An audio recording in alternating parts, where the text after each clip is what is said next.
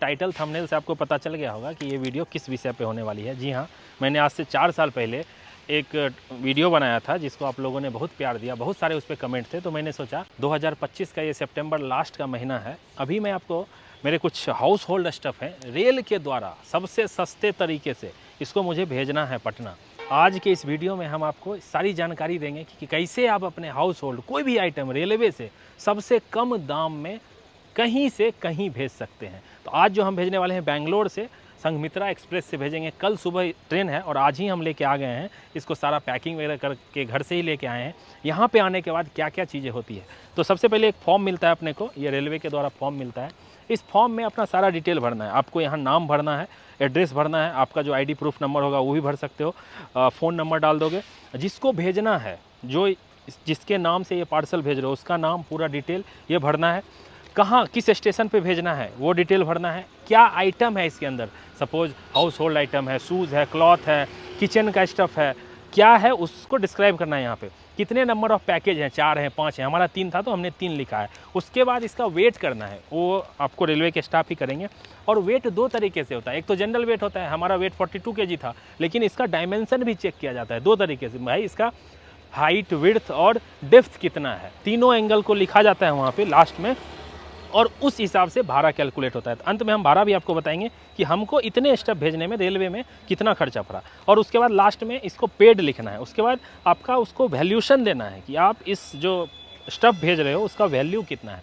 तो ये वैल्यू इसलिए दिया जाता है क्योंकि इन केस ये खो गया, मतलब गुम हो गया, तो रेलवे आपको उतना मुआवजा देगी। तो ये वैल्यू सोच समझ के भरना हो। कुछ लोग भर देते हैं भाई 30,000, 20,000, तो आपको ध्यान देना है कि इसका कितना होना चाहिए। और मैं तो सजेस्ट करूंगा उससे थोड़ा कम ही भरो, क्योंकि भाड़ा उसके अकॉर्डिंग से लगता है। वैल्यू भरने के बाद डेट और सिग्नेचर, और आज बेंगलोर का ये स्टेशन है तो बेंगलोर लिखना है। उसके बाद आपको चले जाना है काउंटर पे। वहाँ पे जनरली ये प्राइवेट वर्कर होते हैं, ये आपको हेल्प कर देंगे ये सारी चीज़ें भरने में। और यहाँ ये भी टिप्स दिया हुआ है कि आपको लोडिंग अनलोडिंग में 1 रुपया एजेंट को नहीं देना है, जो कि थोड़ा सा मतलब आप अपने स्टफ़ की सुरक्षा चाहते हो तो ये लोग चाहते हैं हमको कुछ पैसा दे तो हम आपके सामान को अच्छे से चढ़ा देंगे। लेकिन रेलवे में ऐसा कोई नियम नहीं है कि 1 रुपया भी आपको देने की ज़रूरत है। तो ये सारा वॉल्यूम हो गया, वेट हो गया, सब कुछ होने के बाद आपको लाइन में लग जाना है। आपका एक आईडी प्रूफ, आधार कार्ड, सिर्फ आपका, और उसके अलावा कुछ की ज़रूरत नहीं है। आप अपना आधार कार्ड, ड्राइविंग लाइसेंस, ये सारे डॉक्यूमेंट्स जो है, सिर्फ आधार कार्ड काफ़ी है, उसका एक जीरोक्स लेके आ जाओगे। और ये फॉर्म ये लेके काउंटर पे चले जाना है। उसके बाद वो कैलकुलेट करके आपको इसका वेट बताएंगे। वेट बताने के बाद वो एक रिसिप्ट देंगे जिसको लेके इस पर चिपक जाता है। पूरा डिटेल इसमें लिखा जाता है, कहाँ से कहाँ जाना है, क्या नंबर है, कस्टमर का नंबर भी लिख देते हैं। थोड़ा प्राइवेसी का ये एक रहता है, लोग देख के कॉल वॉल भी कर सकते हैं। तो ये एक थोड़ा सा लगा, लेकिन फिर भी लिख देते हैं, जनरली नोटिस नहीं होता है। और आपके स्टफ़ को अगले दिन, या आज ट्रेन है रात में तो रात में भी चढ़ा दिया जाएगा। जगह रहने पे एक चीज़ अभी क्या है, रेलवे में पार्सल बढ़ गई है। बहुत सारे लोग वीडियो देख के आजकल रेल से ही अपना सामान भेजना प्रीफर करते हैं। क्यों भेजना प्रीफर करते हैं? क्योंकि ये सस्ता है, सुरक्षित है और फास्ट है, ये जल्दी पहुंच जाता है। और आपको एक चीज़ बता दूं, इसका इतना डिमांड है, रेलवे लीज पे भी अपना एक पार्सल वैन देती है, जो प्राइवेट जो लोग होते हैं वो चलाते हैं। उसमें उनका अलग से सामान जाता है और उसका रेलवे से कुछ लेना देना नहीं है। रेलवे को मंथली कुछ हैवी चार्ज वो लोग पे करते हैं, जो कि काफ़ी ज़्यादा होता है। तो ये पूरा प्रोसेस है, और इस तरह से आप कोई भी सामान भेज सकते हो। ऐसा नहीं है कि हम हाउस होल्ड लेके आए हैं, आप जो चाहो, एसी, टीवी, फ्रिज, इवन यहाँ तो मैं देख रहा था हाथी भी आप भेज सकते हो। उसके लिए एक स्पेशल कैटेगरी रहता है, और हाथी के जो वाहक होते हैं वो भी ले साथ में जाते हैं। तो हाथी तो मुझे लगता नहीं आज तक कोई भेजा होगा, लेकिन हाथी भेजने का भी प्रावधान है। मतलब मवेशी भी आप भेज सकते हो। कोई भी आइटम, चाहे वो एक्सपेंसिव हो, बाइक हो, हाउस होल्ड हो, कुछ भी चीज़ आपके घर से लेके बाहर तक जो आप कुरियर में भेजने जाओगे या आप डाक से भी भेजने जाओगे, डाक भी सस्ता है, लेकिन डाक से भी कहीं सस्ता रेलवे है। तो सबसे सस्ता अगर मैं कहूँ तो रेलवे ही है। इसमें मुश्किल से 10 से 11 रुपये पर केजी आपको कॉस्ट आएगा इतने सारे सामान भेजने का। आप अंदाज़ा लगाओ, और आप कुरियर में भेजोगे तो यही आइटम जो हम 40 kg का भेज रहे हैं, इसका कम से कम 3,000 साढ़े 3,000 रुपये लगता है। यहाँ पे मैं आपको बताऊँगा मुझे कितना पैसा लगा है। जो मैं अनुमान कर रहा हूँ वो मुश्किल से 600 to 700 रुपीज़ लगेगा। अभी जब रेलवे रिसिप्ट RR जब आ जाएगा, उसको देखने के बाद मैं आपको बताऊंगा कि कितना पैसा लगा। और ये जो RR जब आएगा, जिसको रेलवे रिसिप्ट बोलते हैं, ये आपको भेजना है कुरियर के थ्रू। जिनके जो इस आइटम को रिसीव करेंगे उनको फास्ट कुरियर से आप भेज दोगे, वो वहाँ पे रिसीव जाके वो आरआर लेके जाएंगे और उसको अपने स्टफ़ को लेके निकल जाएंगे।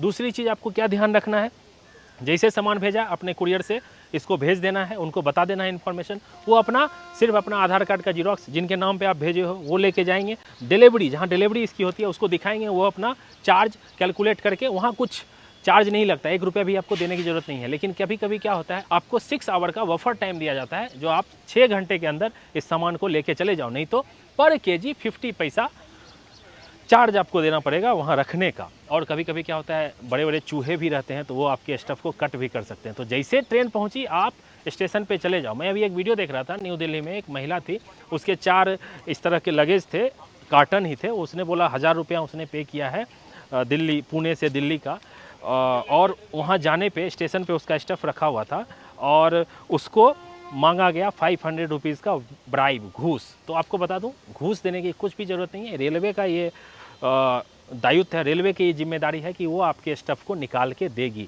और आपको वहाँ जाने की ज़रूरत भी नहीं है। आपको पार्सल ऑफिस आना है, वो प्लेटफॉर्म पे उतरेगा, वहाँ से लेके आएंगे और उसके बाद आपको SMS जाएगा मोबाइल में। SMS जाने के बाद आपको जाना है, आप अपना सामान उठाइए, आरआर सबमिट कीजिए, वो आपको एक गेट पास देंगे, उसको लीजिए, अपने सामान को गाड़ी में लोड कीजिए और लेके अपने घर को चले जाइए। ये इतना सरल, सुरक्षित, सबसे तेज़ रेल से कोई भी सामान आप भेज सकते हो।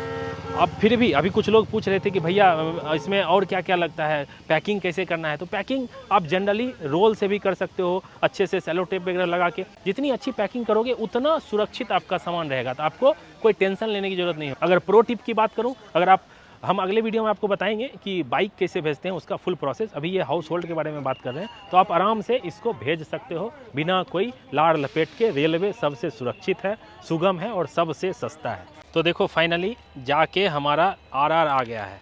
अब आप गेस करो हमको कितने रुपए लगे हैं।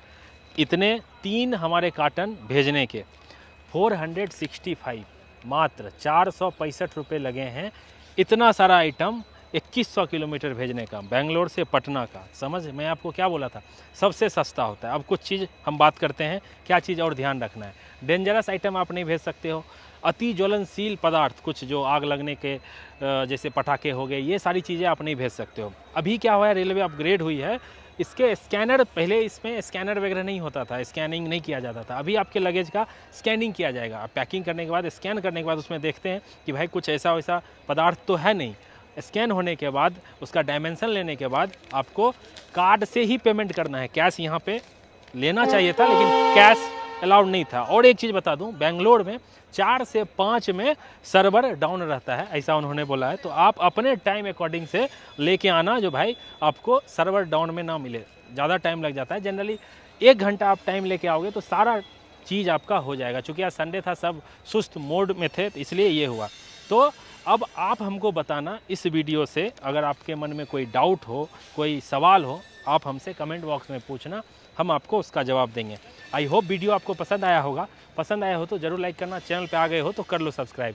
मिलते हैं जल्द ही अगली वीडियो में, तब तक अपना ख्याल रखिए, अपने परिवार का ख्याल रखिए। Bye bye, take care.